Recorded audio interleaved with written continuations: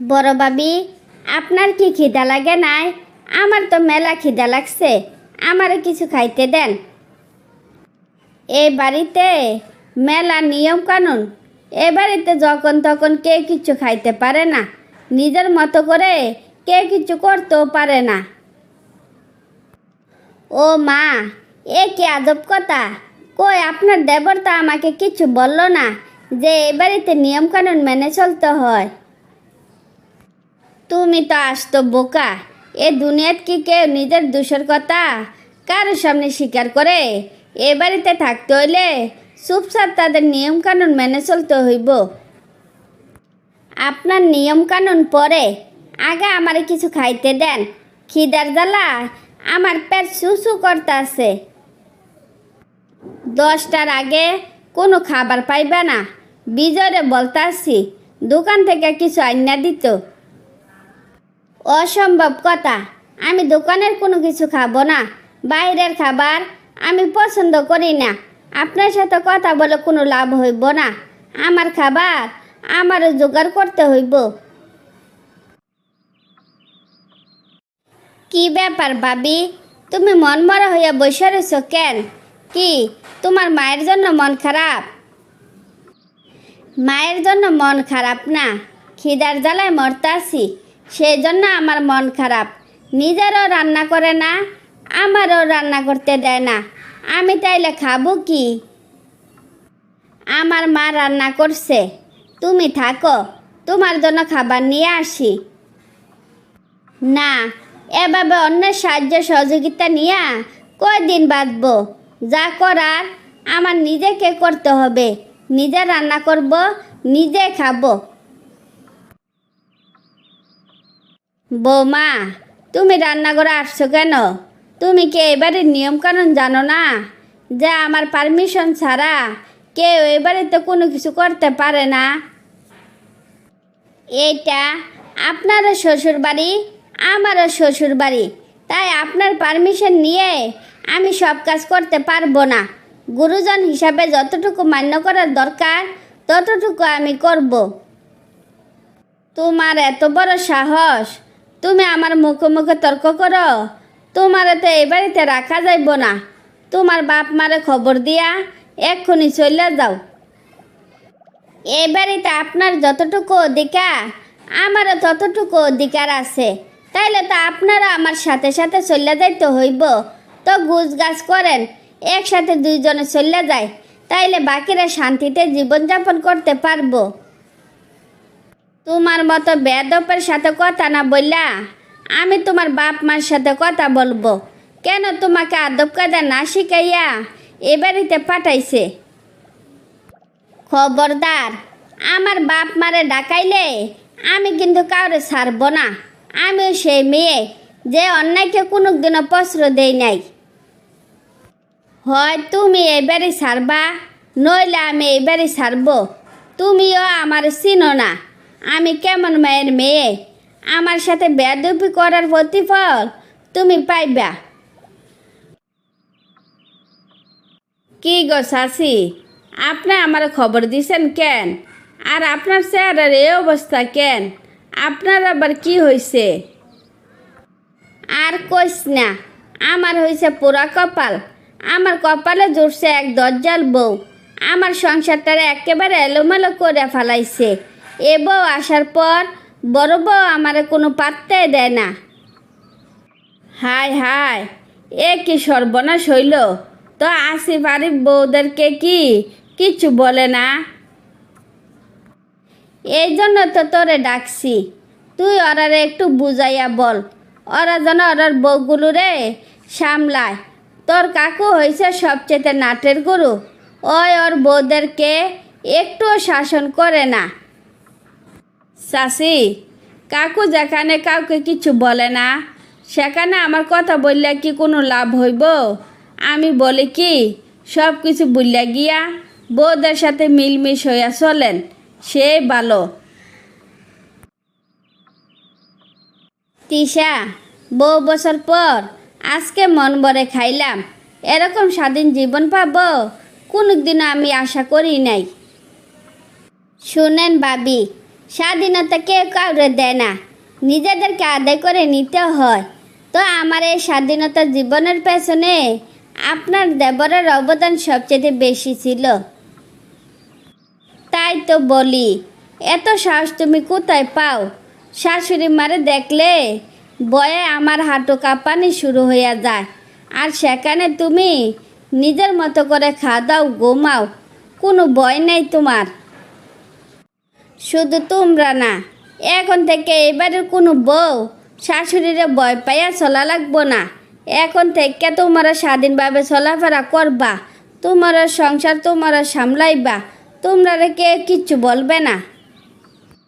মা, সংসার দিয়ে আমরা কি করব?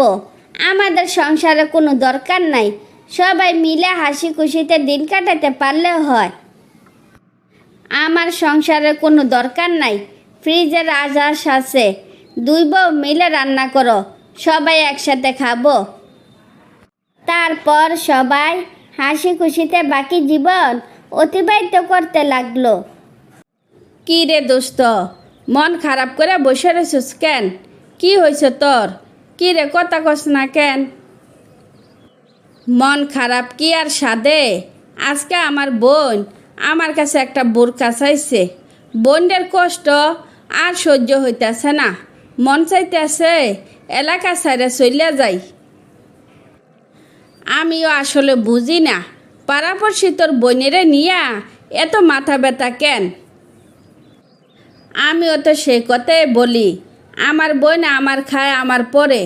পাড়াপড়শির কথার বয়ে আমার বোন কেন ঘর থেকে বের হইতে পারবো না, আমি বুঝি না। তুই আমার কথা শুন, পাড়াপড়শির কথা না শুনিয়া তোর বোনেরে লেখাপড়া করা, যাতে ভালো একটা চাকরি পায়। দোস্ত, তুই ভালো একটা কথা কইছস। পাড়াপড়শির কথা শুনিয়া আমার বোনের জীবন নষ্ট করার কোনো মানে নাই। যতই কষ্ট হোক, ওর লেখাপড়া বন্ধ করা যাইব না। তোর বোনেরে বইলা দিবি, কে কি বলল পাত্তা দিতে নাই, নিজের মতো করে নিপার সাথে কলেজে যাইব। এবার চল বাড়ি যাই। তুমি যে তোমার বোনেরে বিয়া দিতাছ না, আত্মীয় স্বজন পাড়াপড়শিরা যে কানাঘোষা করে, তা কি তুমি শোনো না?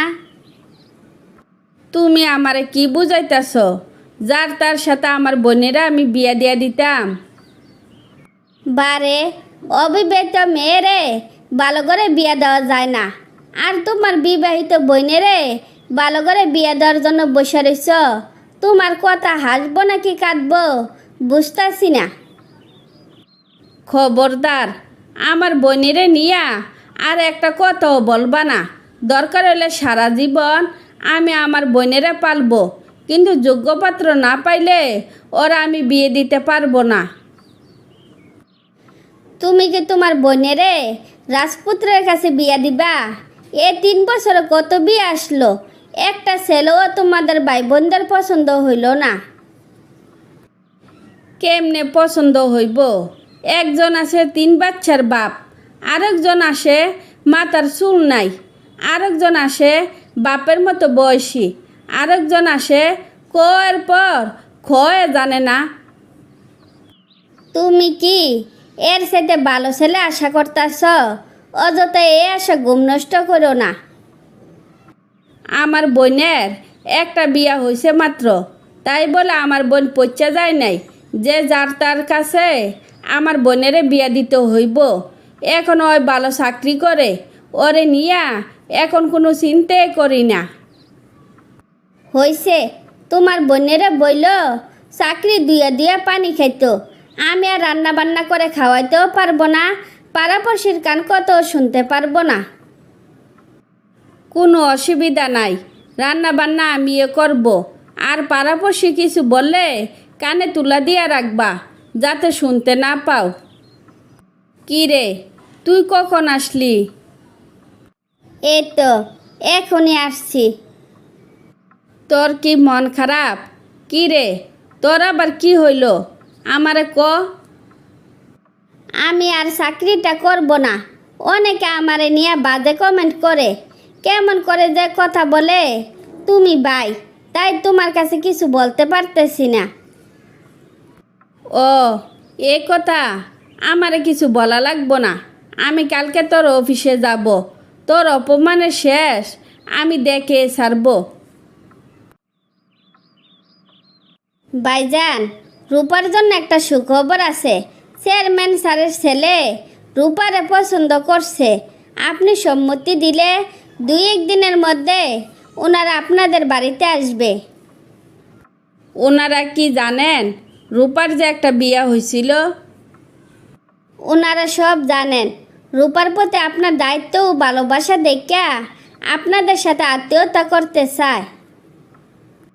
তা ঠিক আছে, কিন্তু আমার বোনের সম্মতি ছাড়া আমি কোনো কথাই বলতে পারবো না। আগে ওর সাথে কথা বলে নেই। ভাইজান, অনেক দিন ধরে ওনাদেরকে চিনি। ওনাদের ব্যবহার খুব ভালো। রূপা খুব ভালো থাকবো।